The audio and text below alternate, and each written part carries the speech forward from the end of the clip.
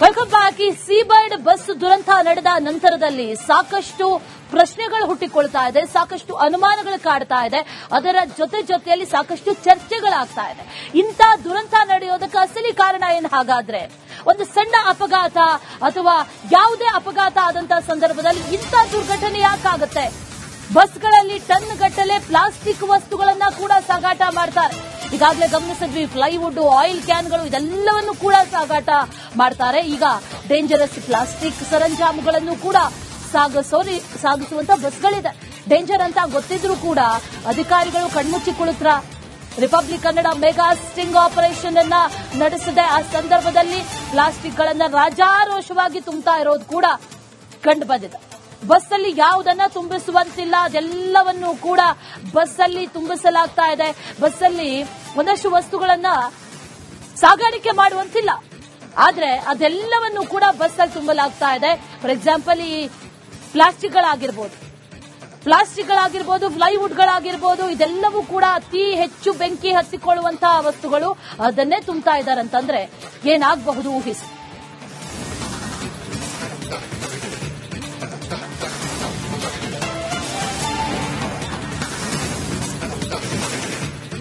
ಇನ್ನು ಇದೇ ವಿಚಾರಕ್ಕೆ ಸಂಬಂಧಪಟ್ಟಂತೆ ಇನ್ವೆಸ್ಟಿಗೇಷನ್ ಮಾಡಿದಂತಹ ಸಂದರ್ಭದಲ್ಲಿ ಒಂದಷ್ಟು ಅಂಶಗಳು ಗೊತ್ತಾಗಿದೆ, ಒಂದಷ್ಟು ವಿಚಾರಗಳು ಅವರೇ ಮಾತಾಡಿರುವಂತದ್ದು ಕೂಡ ಗೊತ್ತಾಗಿದೆ. ಅದನ್ನು ಕೂಡ ನೋಡ್ಕೊಂಡ್ ಬನ್ನಿ. ನೋಡಿ, ಇವರು ಇರ್ತಾ ಇರೋ ಲಗೇಜ್ಗಳು ಯಾವ ವೆಹಿಕಲ್ ಅಲ್ಲಿ ಇದನ್ನು ಸಾಗಾಟನೆ ಮಾಡಬೇಕನ್ನೋದು ಕೂಡ ಅರಿವಿಲ್ಲ. ಅಂದ್ರೆ ಕಡಿಮೆ ದುಡ್ಡಿಗೆ ಏನಾದರೂ ಇಲ್ಲಿ ಅಂದ್ರೆ ಗೂಡ್ಸಿಗೆ ಹಾಕಿದ್ರೆ ಜಾಸ್ತಿ ದುಡ್ಡು ತಗೊಳ್ತಾರೆ. ಇಂಥ ಪ್ಯಾಸೆಂಜರ್ ಹೋಗುವಂಥ ಬಸ್ಗಳಲ್ಲಿ ತುರುಕ್ಬಿಡ್ತಾರೆ ಕಡಿಮೆ ದುಡ್ಡು. ನೋಡಿ ಅದು ಹೆಂಗೆ, ಅದ್ರ ಒಳಗಡೆ ನೋಡಿ ಚೀಲಗಳು, ಅದು ಏನರ ಚೀಲಗಳೆಲ್ಲ ಎಲ್ಲ ಬೆಂಕಿ ಬೇಗ ಹತ್ಕೊಳ್ಳುತ್ತೆ. ಪ್ಲಾಸ್ಟಿಕ್ ಚೀಲಗಳು ಒಳಗಡೆ ಕೂಡ ಸ್ಪಂಜ್ ಇದ್ದಂಗಿದೆ. ಈ ರೀತಿ ಸ್ಪಂಜ್ ಇರುವಂತಹ ವಸ್ತುಗಳನ್ನೆಲ್ಲ ಈ ಗೂಡ್ಸ್ ವೆಹಿಕಲ್ಗಳು ತುಂಬ್ತಾ ಇದ್ದಾರೆ. ನೋಡ್ತಾ ಇರ್ಬೋದು, ಇದು ಬಸ್ಸು, ಪ್ಯಾಸೆಂಜರ್ನ ಸಾಗಿಸುವಂಥ ಬಸ್, ಸ್ಲೀಪರ್ ಕೋಚ್ ಬಸ್ಗಳಿದೆಲ್ಲ. ಇಲ್ಲೆಲ್ಲ ಬಂದು ಫುಲ್ ಲೋಡ್ ಮಾಡ್ಕೊಳ್ತಾರೆ. ಈ ಟೈಮಲ್ಲಿ ಲೋಡ್ ಮಾಡ್ಕೊಂಡು ನೈಟ್ ಪಾಯಿಂಟಿಗೆ ಸೀದಾ ಮೆಜೆಸ್ಟಿಕ್ಕಿಗೆ ಹೋಗ್ತಾರೆ. ಮೆಜೆಸ್ಟಿಕ್ಕಿಗೆ ಹೋಗಿ ಅಲ್ಲಿ ಜನರನ್ನ ಕುತ್ಕೊಂಡು ಹೋಗ್ತಾ ಇರೋದು. ಏನಾದರೂ ಅನಾಹುತಗಳಾದರೆ, ಏನು ಹಿರಿಯೂರಲ್ಲಿ ಅನಾಹುತ ಆಯ್ತಲ್ಲ, ಕರ್ನೂಲಲ್ಲೂ ಇದೇ ದುರಂತಗಳಾಯಿತು, ಹಿರಿಯೂರಲ್ಲೂ ಇದೇ ದುರಂತ ಆಯಿತು. ಇಂಥ ಒಂದು ದುರಂತಗಳಾದಾಗ ಇವೆಲ್ಲ ಬೇಗ ಹೊತ್ತಿ ಉರಿದು ಬಿಡುತ್ತೆ.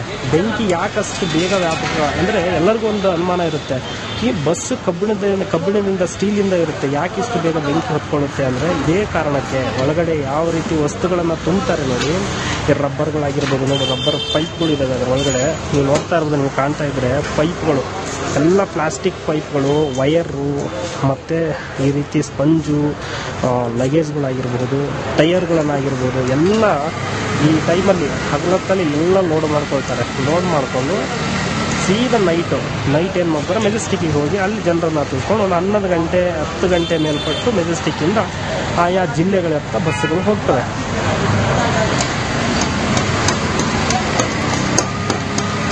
ನೋಡಿ, ಅದು ಹೋಗ್ತಾ ಇಲ್ಲ, ಒಳಗಡೆ ಜಾಗ ಇಲ್ಲ ಅಷ್ಟೊಂದು, ಆದರೂ ಕೂಡ ಬಿಡ್ತಿಲ್ಲ ಅವರು. ಒಳಗಡೆ ಎಲ್ಲ ಈ ಥರ ಗೂಡ್ಸಿಗೆ ಹೇರಬೇಕಾಗಿರುವಂಥ ಲಗೇಜ್ಗಳನ್ನು ಹೇರ್ತಾ ಇದ್ದಾರೆ.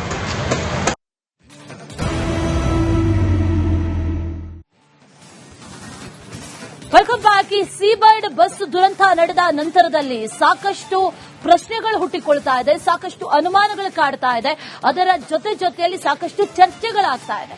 ಇಂಥ ದುರಂತ ನಡೆಯೋದಕ್ಕೆ ಅಸಲಿ ಕಾರಣ ಏನು? ಹಾಗಾದ್ರೆ ಒಂದು ಸಣ್ಣ ಅಪಘಾತ ಅಥವಾ ಯಾವುದೇ ಅಪಘಾತ ಆದಂತಹ ಸಂದರ್ಭದಲ್ಲಿ ಇಂಥ ದುರ್ಘಟನೆ ಯಾಕಾಗುತ್ತೆ? ಬಸ್ಗಳಲ್ಲಿ ಟನ್ ಗಟ್ಟಲೆ ಪ್ಲಾಸ್ಟಿಕ್ ವಸ್ತುಗಳನ್ನ ಕೂಡ ಸಾಗಾಟ ಮಾಡ್ತಾರೆ. ಈಗಾಗಲೇ ಗಮನಿಸಿದ್ವಿ, ಪ್ಲೈವುಡ್, ಆಯಿಲ್ ಕ್ಯಾನ್ಗಳು ಇದೆಲ್ಲವನ್ನು ಕೂಡ ಸಾಗಾಟ ಮಾಡ್ತಾರೆ. ಈಗ ಡೇಂಜರಸ್ ಪ್ಲಾಸ್ಟಿಕ್ ಸರಂಜಾಮುಗಳನ್ನು ಕೂಡ ಸಾಗಿಸುವಂತ ಬಸ್ಗಳಿದೆ. ಡೇಂಜರ್ ಅಂತ ಗೊತ್ತಿದ್ರೂ ಕೂಡ ಅಧಿಕಾರಿಗಳು ಕಣ್ಮುಚ್ಚಿಕೊಳ್ಳುತ್ತಾ Republic Kannada mega sting operation ಅನ್ನ ನಡೆಸಿದೆ. ಆ ಸಂದರ್ಭದಲ್ಲಿ ಪ್ಲಾಸ್ಟಿಕ್ ಗಳನ್ನ ರಾಜಾರೋಷವಾಗಿ ತುಂಬುತ್ತಾ ಇರೋದು ಕೂಡ ಕಂಡು ಬಂದಿದೆ. ಬಸ್ಸಲ್ಲಿ ಯಾವುದನ್ನ ತುಂಬಿಸುವಂತಿಲ್ಲ, ಅದೆಲ್ಲವನ್ನು ಕೂಡ ಬಸ್ಸಲ್ಲಿ ತುಂಬಿಸಲಾಗ್ತಾ ಇದೆ. ಬಸ್ಸಲ್ಲಿ ಒಂದಷ್ಟು ವಸ್ತುಗಳನ್ನ ಸಾಗಾಣಿಕೆ ಮಾಡುವಂತಿಲ್ಲ, ಆದ್ರೆ ಅದೆಲ್ಲವನ್ನು ಕೂಡ ಬಸ್ಸಲ್ಲಿ ತುಂಬಲಾಗ್ತಾ ಇದೆ. ಫಾರ್ ಎಕ್ಸಾಂಪಲ್, ಈ ಪ್ಲಾಸ್ಟಿಕ್ಗಳಾಗಿರ್ಬೋದು, ಪ್ಲೈವುಡ್ಗಳಾಗಿರ್ಬೋದು, ಇದೆಲ್ಲವೂ ಕೂಡ ಅತಿ ಹೆಚ್ಚು ಬೆಂಕಿ ಹತ್ತಿಕೊಳ್ಳುವಂತಹ ವಸ್ತುಗಳು. ಅದನ್ನೇ ತುಂಬ್ತಾ ಇದ್ದಾರೆ ಅಂತಂದ್ರೆ ಏನಾಗಬಹುದು ಊಹಿಸಿ.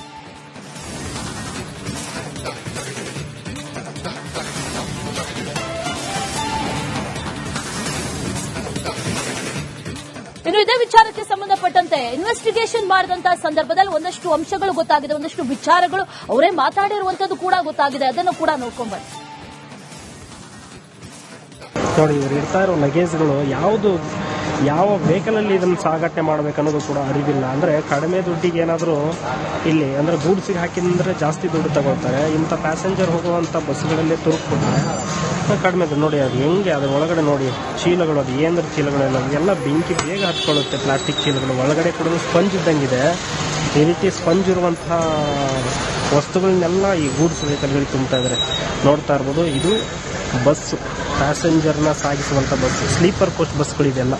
ಇಲ್ಲೆಲ್ಲ ಬಂದು ಫುಲ್ ಲೋಡ್ ಮಾಡ್ಕೊಳ್ತಾರೆ.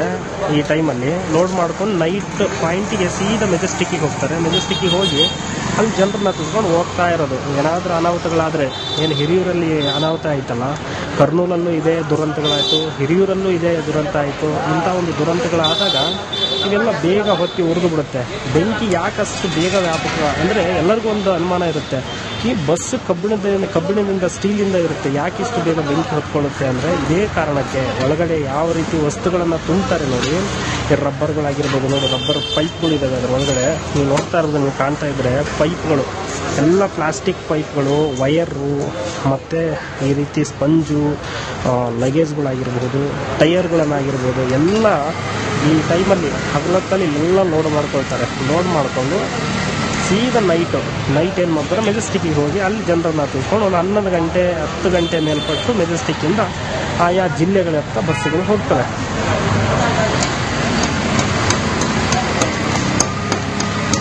ನೋಡಿ, ಅದು ಹೋಗ್ತಾ ಇಲ್ಲ, ಒಳಗಡೆ ಜಾಗ ಇಲ್ಲ ಅಷ್ಟೊಂದು, ಆದರೂ ಕೂಡ ಬಿಡ್ತಿಲ್ಲ ಅವರು. ಒಳಗಡೆ ಇವೆಲ್ಲ ಈ ಥರ ಗೂಡ್ಸಿಗೆ ಹೇರಬೇಕಾಗಿರುವಂಥ ಲಗೇಜ್ಗಳನ್ನು ಹೇರ್ತಾ ಇದ್ದಾರೆ.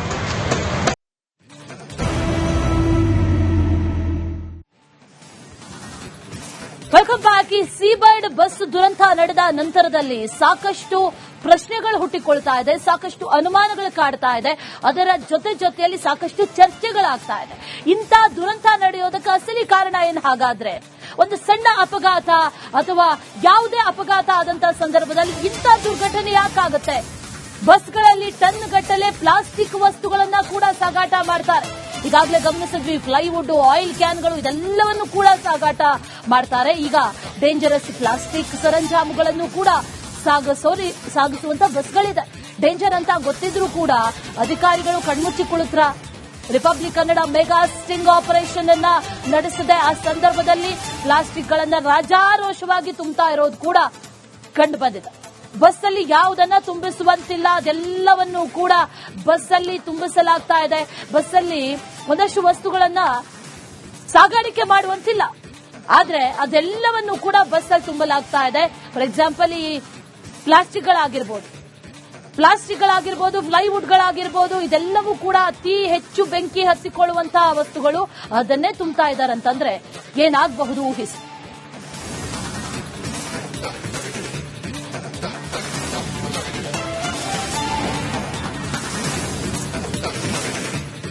ಇನ್ನು ಇದೇ ವಿಚಾರಕ್ಕೆ ಸಂಬಂಧಪಟ್ಟಂತೆ ಇನ್ವೆಸ್ಟಿಗೇಷನ್ ಮಾಡಿದಂತಹ ಸಂದರ್ಭದಲ್ಲಿ ಒಂದಷ್ಟು ಅಂಶಗಳು ಗೊತ್ತಾಗಿದೆ, ಒಂದಷ್ಟು ವಿಚಾರಗಳು ಅವರೇ ಮಾತಾಡಿರುವಂತದ್ದು ಕೂಡ ಗೊತ್ತಾಗಿದೆ. ಅದನ್ನು ಕೂಡ ನೋಡ್ಕೊಂಡ್ಬನ್ನಿ.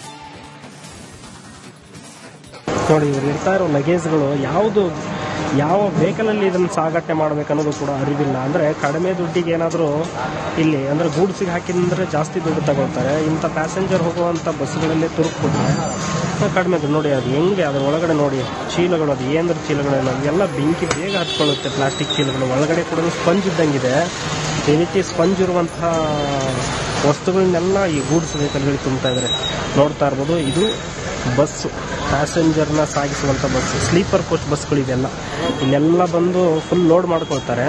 ಈ ಟೈಮಲ್ಲಿ ಲೋಡ್ ಮಾಡ್ಕೊಂಡು ನೈಟ್ ಪಾಯಿಂಟಿಗೆ ಸೀದಾ ಮೆಜೆಸ್ಟಿಕ್ಕಿಗೆ ಹೋಗ್ತಾರೆ. ಮೆಜೆಸ್ಟಿಕ್ಕಿಗೆ ಹೋಗಿ ಅಲ್ಲಿ ಜನರನ್ನ ತುಂಬ್ಕೊಂಡು ಹೋಗ್ತಾ ಇರೋದು. ಏನಾದರೂ ಅನಾಹುತಗಳಾದರೆ, ಏನು ಹಿರಿಯೂರಲ್ಲಿ ಅನಾಹುತ ಆಯ್ತಲ್ಲ, ಕರ್ನೂಲಲ್ಲೂ ಇದೇ ದುರಂತಗಳಾಯಿತು, ಹಿರಿಯೂರಲ್ಲೂ ಇದೇ ದುರಂತ ಆಯಿತು. ಇಂಥ ಒಂದು ದುರಂತಗಳಾದಾಗ ಇವೆಲ್ಲ ಬೇಗ ಹೊತ್ತಿ ಉರಿದು ಬಿಡುತ್ತೆ.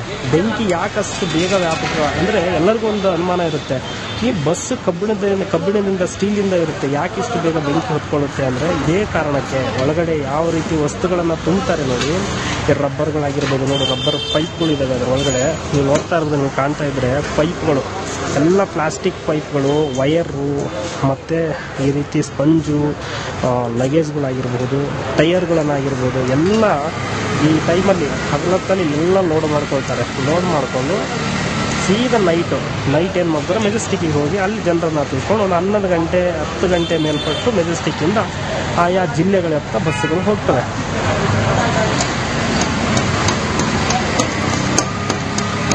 ನೋಡಿ, ಅದು ಹೋಗ್ತಾ ಇಲ್ಲ, ಒಳಗಡೆ ಜಾಗ ಇಲ್ಲ ಅಷ್ಟೊಂದು, ಆದರೂ ಕೂಡ ಬಿಡ್ತಿಲ್ಲ ಅವರು. ಒಳಗಡೆ ಎಲ್ಲ ಈ ಥರ ಗೂಡ್ಸಿಗೆ ಹೇರಬೇಕಾಗಿರುವಂಥ ಲಗೇಜ್ಗಳನ್ನು ಹೇರ್ತಾ ಇದ್ದಾರೆ.